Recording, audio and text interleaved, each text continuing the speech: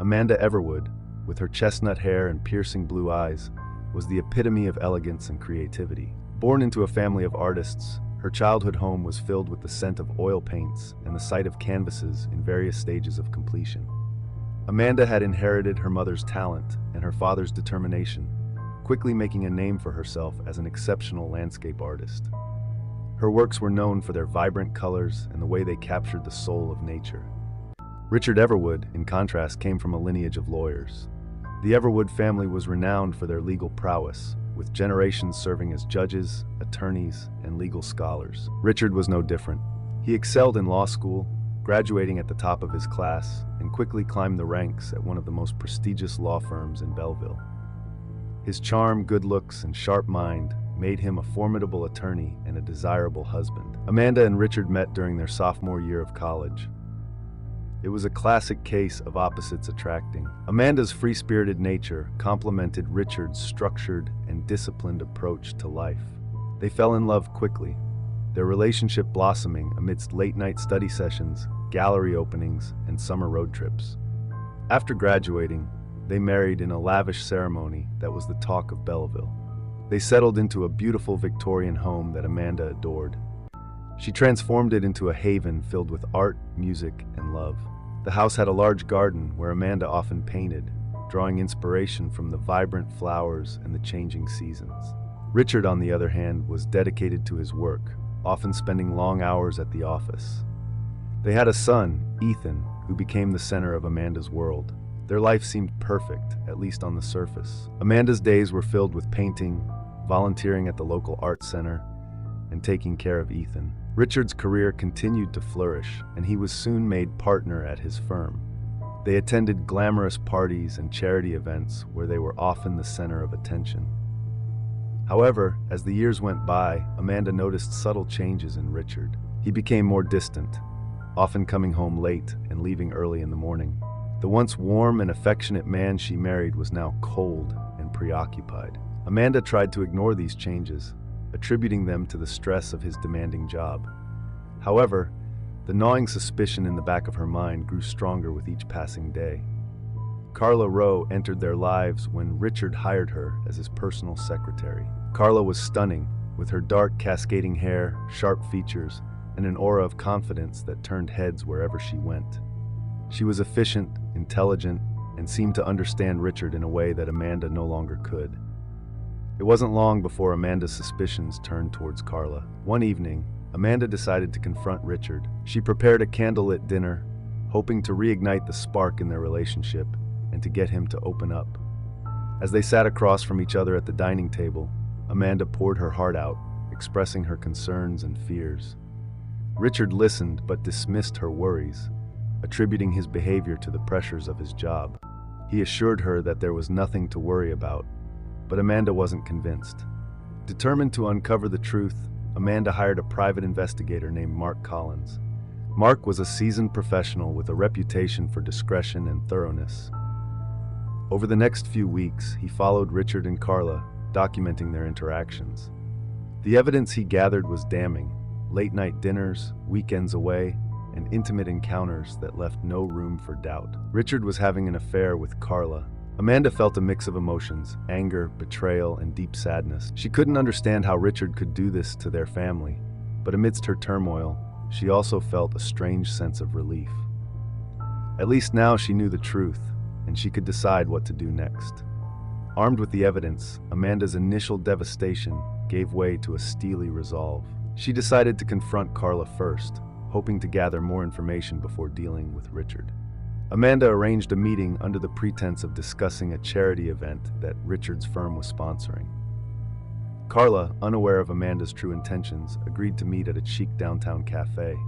The cafe was a cozy, intimate space with soft lighting and plush seating. Amanda arrived early, choosing a secluded corner table where they could talk privately. Carla walked in a few minutes later, exuding confidence and poise. As she approached the table, Amanda felt a mixture of anger and curiosity. Carla greeted Amanda warmly and commented on how beautiful the cafe was.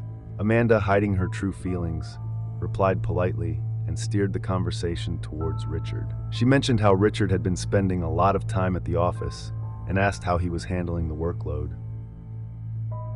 Carla responded that Richard was incredibly dedicated and that the cases he was working on required a lot of his time and attention.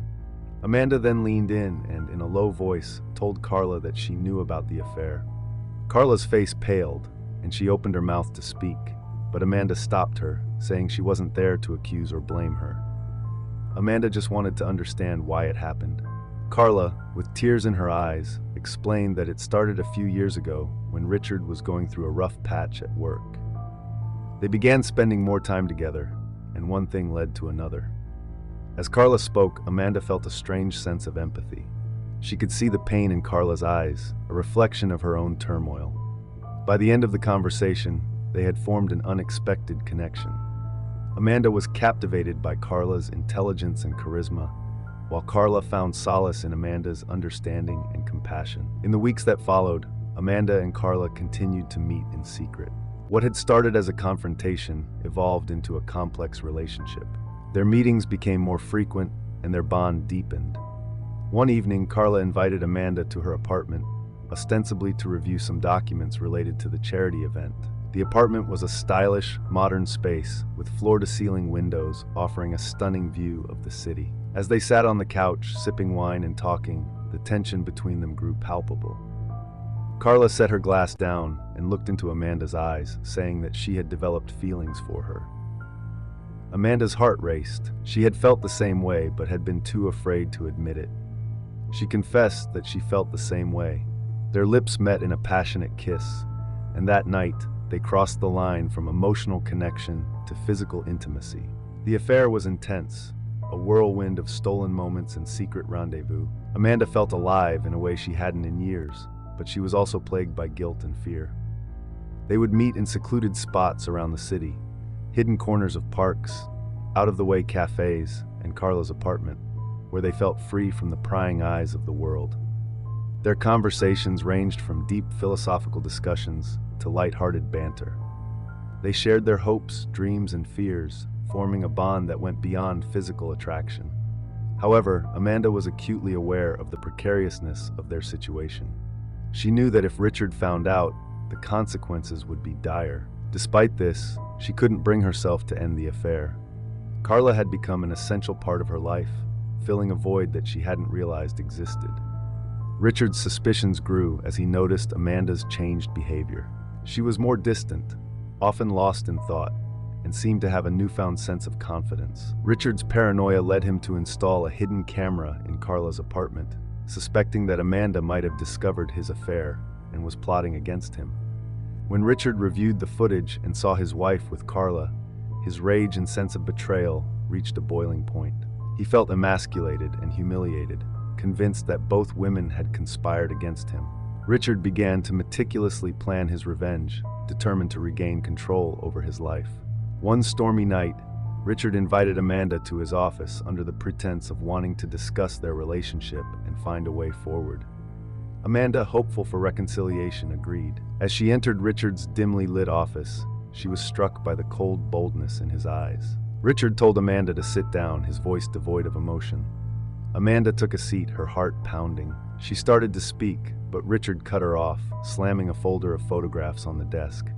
He said he knew everything and knew about her and Carla. Amanda's eyes widened in shock as she looked at the incriminating photos. She pleaded with Richard to let her explain, but he was beyond reason. He lunged at Amanda, his hands closing around her throat. Amanda struggled, clawing at his hands, but Richard's grip was unrelenting. Her vision darkened, and within moments, she was gone. Richard stood over Amanda's lifeless body, his mind a whirlwind of rage and confusion. He knew he had to act quickly to cover his tracks. He staged the scene to make it look like a robbery gone wrong, ransacking the office and scattering papers everywhere. He then drove to Carla's apartment, his anger boiling over. Carla was startled to see Richard at her door. She asked what he was doing there, her voice trembling. Richard pushed past her, his eyes wild with fury. He accused her of ruining everything, of seducing his wife, of destroying his family. Carla backed away, fear gripping her heart, and begged Richard to listen to her and understand that it wasn't like that. But Richard was beyond listening. He lunged at Carla, but she managed to evade him, grabbing a heavy vase and smashing it over his head. Richard staggered momentarily, disoriented. Carla seized the opportunity and fled, running into the night with nothing but the clothes on her back. She ran through the rain-soaked streets, her mind racing with fear and confusion. She had to get as far away from Richard as possible. She knew that if he caught her, he would kill her. Carla reached the outskirts of town and found an old, abandoned cabin. She slipped inside, her body trembling with adrenaline and terror. The next morning, Ethan Everwood found himself without a mother and soon without a father. Richard, attempting to cover his tracks, reported Amanda missing and fabricated an alibi for himself. However, the police quickly uncovered inconsistencies in his story. Amanda's body was discovered in Richard's office, and forensic evidence, along with Richard's erratic behavior, pointed to his guilt. He was arrested and later convicted of Amanda's murder, sentenced to life in prison without parole. Carla, meanwhile, had vanished without a trace. Her car was found abandoned at a rest stop miles away from Belleville. There were rumors that she had fled the country, but no concrete evidence ever emerged. Some speculated she had started a new life under an assumed identity. Carla's disappearance puzzled many. Growing up in a household marked by religious fervor and violence, Carla had endured years of suppression and fear. Fleeing wasn't just an escape, it was a lifeline to freedom. She feared the repercussions of being discovered by her family, knowing all too well the horrors they could unleash upon her. This fear drove her to vanish without a trace, leaving behind a life of oppression for one of uncertain liberty. Ethan, now orphaned, was taken in by Amanda's sister, Lydia, who raised him with love and care. The Everwood home, once filled with laughter and love, stood silent, a stark reminder of the tragic events that had unfolded. Lydia did her best to create a stable environment for Ethan, but the shadow of his parents' tragedy loomed large over his childhood. She often wondered what kind of man Ethan would grow up to be, carrying the weight of such a dark legacy. Carla's escape was not without difficulty. She knew she had to leave Belleville and disappear completely. She had some cash saved up and used it to buy a bus ticket to the nearest big city. From there, she moved from place to place, using different names and taking on various odd jobs to survive. Her once confident and poised demeanor was replaced by constant anxiety and fear of being recognized. Carla found temporary solace in small towns, where she could blend into the background. She dyed her hair, changed her appearance, and avoided making close connections with anyone. Each time she felt someone might recognize her, she moved on. Her life became a series of temporary stays and fleeting moments of peace. She missed Amanda deeply and often dreamed about their time together, the passion they shared, and the plans they had made in a small coastal town far from Belleville. Carla finally found a semblance of stability in a quiet town. She took on a job at a local diner, working long hours and keeping to herself. The town was quiet, and the people were friendly but respectful of her privacy. For the first time in months, Carla began to relax and let her guard down a little. She rented a small, modest apartment and tried to rebuild her life, though the fear of being discovered never entirely left her. Ethan, now a teenager, struggled with the burden of his family's dark history. He was a quiet, introspective boy, often lost in thought. Lydia did her best to provide a loving home, but Ethan couldn't escape the whispers and stares from those who knew about his parents.